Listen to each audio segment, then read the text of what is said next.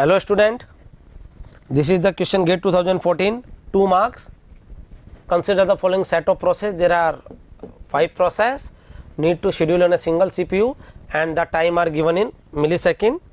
Using shortest remaining time for scheduling algorithm and calculate the average turnaround time. And we have to apply SRTF and calculate average turnaround time. Here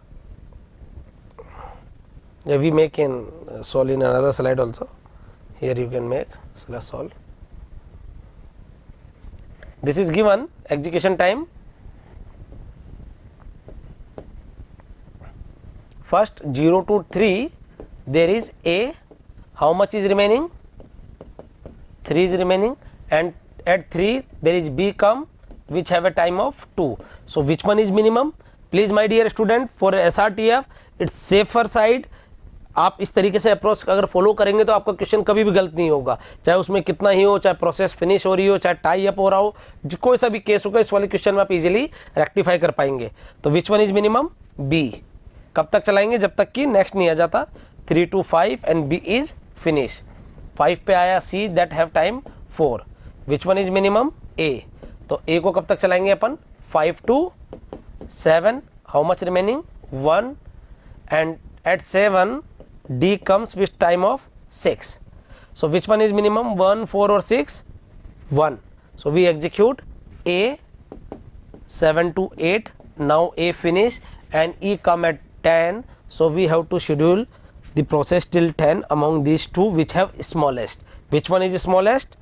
C is smallest. So we execute C 8 to 10.